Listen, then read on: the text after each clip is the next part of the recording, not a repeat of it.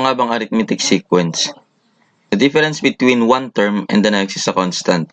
For example, 1, 4, 7, 10, 13, 16. Okay, kung titignan nyo, pag pinag-minus mo yung 4 saka 1, ang sagot ay 3. Pag pinag-minus mo yung 7 saka 4, ang sagot ay 3. Same din ito sa 10 at 7. 3 pa rin ang sagot pag pinag-minus mo sila. So kapag nag-add ka ng 3 sa 10, ang sagot ay 13. Pag nag-add ulit yan ng 3 sa 13, ang sagot ay 16. So hindi pa yan natatapos sa 16 yan. Kasi may tatlong dot dito, napapansin nyo. So, ibig sabihin yan, may kasunod pa yan. So, ano susunod sa 16? Mag-add ulit ng 3 sa 16, ang sagot ay 19. Then, next sa 19, mag-add ka lang ng 3, then, yun ay 21. So, ito siya. A. Yung A, ito yung first term. Then, yung D ay yung common difference. Yung first term is 1, itong 1 na to. Then, yung common difference, itong 3. So, yung first term is A, 1 lang siya. Then, sunod na A plus D. So, 1 plus 3 is 4. Then, next is 1 plus 2D. So, 2 times 3 is 6 plus 1 is 7. Susunod is A plus 3D. So, 3 times 3, 9. Plus 1 is 10. And so on and so forth. So, madali lang hanapin yung susunod sa 16 kasi mag-add ka lang ng 3. So, paano naman kung yung hinahanap ay yung pang-50 dito? Di, isa-isahin mo pang mag-plus 3. Di na kailangan. Kasi, meron tayong formula dyan. So, x sub n is equal to a plus d times the quantity of n minus 1.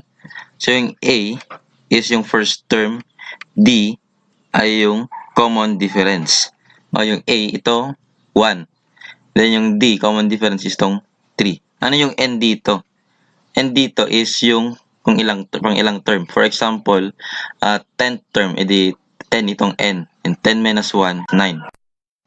Okay, for example, find the 10th term. Okay, so hanapin natin yung pang-10 dito sa substantial. Ilan ba to? 1, 2, 3, 4, 5, 6. Okay, so mag-plus 3 lang tayo, di ba? Kasi 3 yung common difference. So, 16 plus 3. Ang susunod sa 16 ay 19. Susunod ay 19 plus 3, 22. Then, 25. At yung pang 10 ay 28. Okay, then, gamitin natin itong formula. Okay, so x sub 10, ito yung 10, is equal to, first term, anong first term natin? 1. Plus d. Ano ang common difference? 4 minus 1, 3. So, that is 3.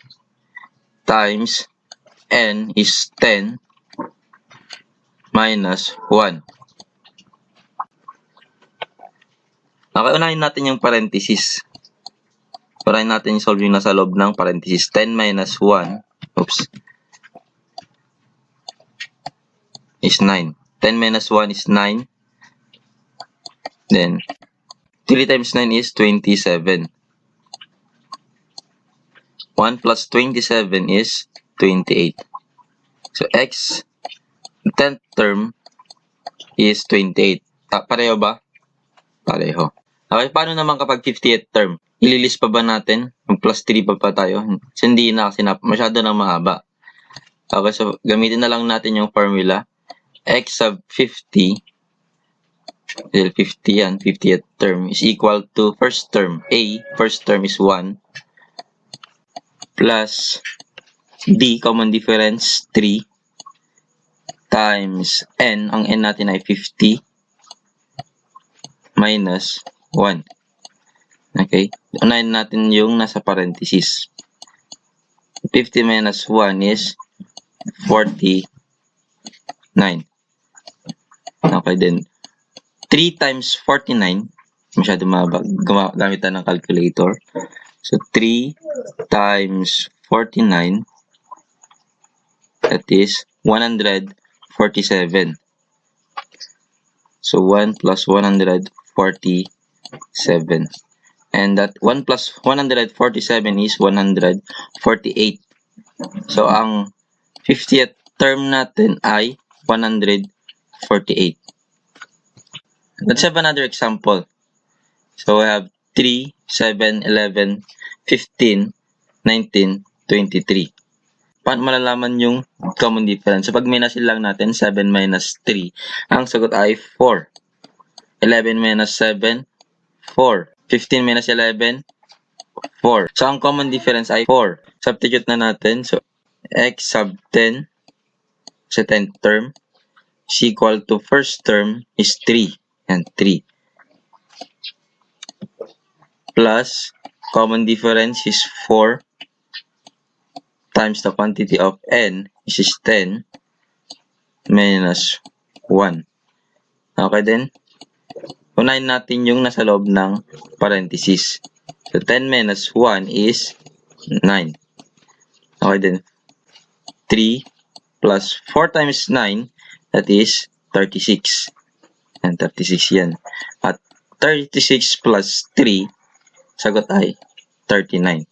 So, yung pang-sampo diyan ang 39. Next, find the 100 term.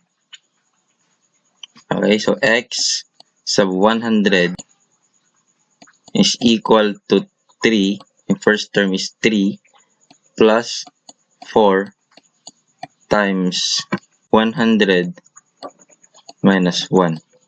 Kaya lang natin to, palitan lang natin yung 10 ng 100. Okay? So, 9 natin yung nasa parenthesis. 100 minus 1 is 99. Okay, then 4 times 99. Ito ng calculator. 4 times 99 ay 396. 396 plus 3, that is 399.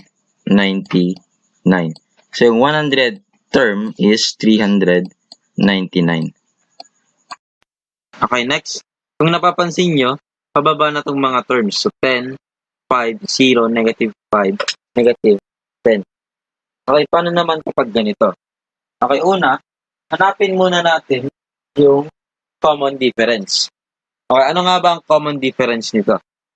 So, pag minasin lang natin, 5 minus 10, that is negative 5. 0 minus 5, negative 5.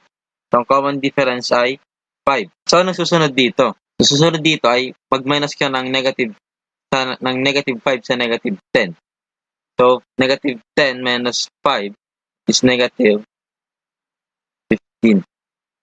Paano naman yung pang 10th term, pang 10? So, gamitin natin yung formula, x sub 10 is equal to first term is 10 plus common difference is negative 5 times n minus 1. So, 10 minus 1. Copy natin yung 10 saka negative 5. 10 minus 1 is 9. Then 10 plus negative 5 times 9 is negative 45. Okay, so 10 plus negative 45 o 45 minus 10 is 35. So yung 10th term ay negative 35. Okay, punta naman tayo dito sa word problem. Marite's mother gave her 100 pesos as allowance every day. From 100 pesos, she gave 15 pesos a day and she put it in a piggy bank. How much does she save in 7 days? Okay, si Marites daw, binibigyan daw ng nanay niya ng 100 kada araw. At sa 100 na yon, nakakapag-save siya ng 15 pesos araw-araw. At yun ay nilalagay niya sa piggy bank. Ngayon, ilan yung maiipon niya after 7 days? So day 1, meron siyang 15 pesos. Day 1 yan. And then second day, nagdagdag siya ulit ng 15 pesos, so 30 pesos na yon. After 3 days, nagdagdag ulit siya ng 15 pesos, so 45 na yon. plus 15, 60. Plus 15, 75. Plus 15, 90. So 90 plus 15 is 105. So after 7 days, nakapag-ipon siya ng 105 pesos. Yung itong 15 na to, yun yung mga common difference. So every day, nagdadagdag siya ng 15 pesos. E paano naman kung after 30th day o isang buwan? Sabihin na natin isang buwan. Magkano kaya ang may ipon niya pagkatapos sa isang buwan? Gamitin na lang natin yung formula. Kasi kung mag-add tayo ng 15, ay masyadong mahaba. Okay, so gamitin natin yung formula. So anong A natin dito? First term. That is 15. So 15 plus D, common difference, 30 minus 15 is 15 times N. Pang ilan? 30 minus 1. So 15 plus 15, 30 minus 1 is 29. Okay, so 15 times 29 is, okay, ayon sa calculator, 15 times 29 is 435. 435. Plus 15, so that is 450. So after 30 days, nakaipon siya ng 450. Okay, next. Lexi bought 25 pieces of apple. Every day, she and her sister consumed 4 apples. How many apples were left after 15 days? So si Lexi daw, bumili ng 25 na piraso ng mansanas. At kada araw, kumakain sila ng kapatid niya ng 4 na mansanas. So ilan pa matitira after 5 days? Okay, so unang araw, siyempre kumain na sila ng 4, so 21 na lang natira. Kumain ulit sila ng 4 kinabukasan, 17 na lang natira. Kumain ulit sila ng 4, 13 na lang. Kumain sila ulit ng 4, 9 na lang. At sa pang-5 araw, kumain ulit sila ng 4, kaya 5 na lang ang tira. So, after 5 days, 5 na lang naman sana ang titira. Yan yung common difference nila, negative 4. So, how about sa pang-6 na araw? O, siyempre, magma-minus 4 lang tayo dito, yung matitira ay 1 sa pang-6 na araw.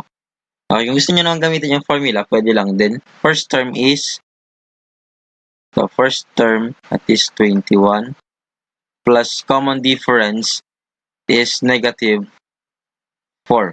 Saan nakuha yung negative 4? Yung 4 na kinakain nilang mansana sa araw-araw. 17 minus 21 is negative 4 times 6 minus 1. 21 plus negative 4, 6 minus 1 is 5. Okay, so it's 21. Negative 4 times 5 is negative 20. Then 21 plus negative 20 or 21 minus 20, that is 1. So ito ang video natin para sa araw na ito. At sana nag-enjoy kayo at may bago kayong natutunan. At huwag kakalimutang mag-like, mag-share, at mag-subscribe at pinutin na rin ang notification bell para updated kayo sa mga bagong video.